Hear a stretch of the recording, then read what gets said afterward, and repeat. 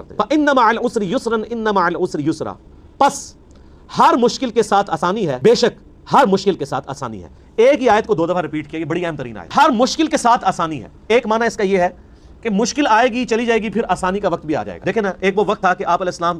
رات کے اندھیرے میں مولا علی علیہ السلام کو اپنے بسترے پر لٹا کر امانتیں سپرد کر کے جا رہے ہیں، حضرت ابوبکر کو ساتھ لے کر غار ثور میں، پھر اس سے آگے۔ اس وقت آپ علیہ السلام نے کیا کچھ آپ کے دل پہ خیال آ رہا ہوگا کہ میری قوم نے مجھے اس طریقے سے نکال دیا، لیکن اللہ تعالیٰ نے اسی قوم کی طرف فاتح بنا کر آلموسٹ 8 سالوں کے بعد آپ کو مکے کے اندر انٹر۔ سورہ یوسف میں اللہ تعالیٰ نے اسی کی طرف ہی تو اشارہ کیا تھا کہ یوسف علیہ السلام کے بھائیوں نے بڑا برا سلوک کیا تھا، لیکن ایک وقت آیا کہ بھائی سارے سامنے تھے اور وہ یوسف علیہ السلام اتنی بڑی پوسٹ پہ تھے، بدلہ لے سکتے تھے، لیکن کہا لا تثریب علیکم اليوم، آج تم پہ کوئی گرفت نہیں۔ اور فتح مکہ کے موقع پر نبی علیہ السلام نے بھی سب کو معاف کر کے وہی آیت تلاوت کی جو حضرت یوسف علیہ السلام نے کی تھی، حتیٰ کہ ہند کو بھی معاف کر دیا، معافی قبول کر۔ یہ آپ علیہ السلام کی شفقت، جانی آپ کے جو دشمن تھے، کہ دنیا میں کبھی کسی نے یہ وقت نہیں دیکھا کہ ایک شخص اتنا بڑا فاتح بن کے واپس آیا ہو جس کے ساتھ اس کی قوم نے اتنا برا سلوک کیا ہو اور موقع ملے اور وہ سب کو معاف کر۔ یہ ایک نبی کا جگرا ہو سکتا ہے۔ تو اللہ نے فرمایا ہر مشکل کے بعد آسانی آ جائے گی۔ نبی علیہ السلام کو یہ دین کی تبلیغ میں مشکل وقت آ رہا ہے، لیکن اس کے بعد عنقریب آسانی، پھر آسانی دیکھیں نا، فتح مکہ کے بعد پھر آیات نازل ہوئی ہے، اذا جاء نصر اللہ والفتح ورأیت الناس يدخلون فی دین اللہ افواجا، ایسی فتح دی ہے کہ لوگ گروہ در گروہ آپ کے دین میں داخل ہو رہے ہیں۔ فسبح بحمد ربک واستغفر،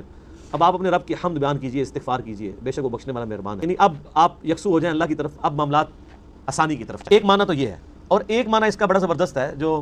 مولانا وحید الدین خان صاحب نے کیا ہے۔ وہ کہتے ہیں کہ یہ جو ان مع العسر یسرا ان مع العسر یسرا، یہ جو 2 دفعہ ریپیٹ ہوئی ہے بات، اس کا معنی یہ بھی ہے کہ ہر مشکل کے ساتھ آسانی بھی جڑی ہوئی ہے۔ وہ کہتے ہیں نہیں، مشکل کے اندر ہی آسانی جڑی ہوئی ہوتی ہے، کہ مشکل جب آپ گزار رہے ہوتے ہیں نا، اس کے ساتھ آپ کے لیے آسانی بھی چل رہی ہوتی ہے۔ مشکلیں پڑی اتنی کہ آسان ہو گئی، اللہ تعالیٰ صبر دیتا ہے۔ اس مشکل کے ساتھ اللہ تعالیٰ اس طرح آپ کا ایکسپیرینس کرواتا ہے کہ مشکل آپ جھیل رہے ہوتے ہیں لیکن آسانی بھی ساتھ فیل کر رہے ہو، جس طرح کہ غزوہ بدر کے موقع پر ہوا۔ اللہ تعالیٰ نے مسلمانوں پہ اونگ طاری کر دی، مشکل وقت تھا، ریسورسز کم تھے،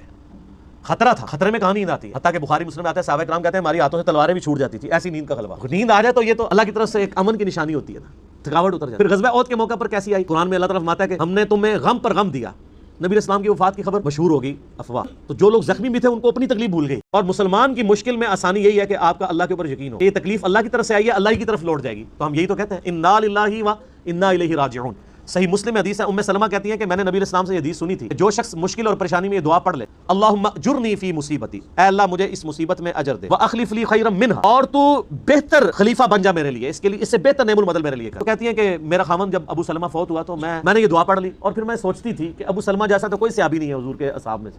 تو مجھے اس سے بہتر خاوند کیسے ملے گا؟ تو جب میری عدت پوری ہوئی تو نبی صلی اللہ علیہ وسلم نے پیغام نکاح بھجوا دیا، تو مجھے دعا کا اجر دنیا میں مل گیا۔ اور ام سلمہ حضور کی وہ بیوی ہیں جو سب سے آخر میں فوت ہوئی ہیں، واقعہ کربلا کے بھی 2 سال بعد فوت ہوئی ہیں، یہ اس وقت تک زندہ تھی ام سلمہ سلام اللہ علیہا ورضی اللہ تعالی عنہا وعلیہ السلام۔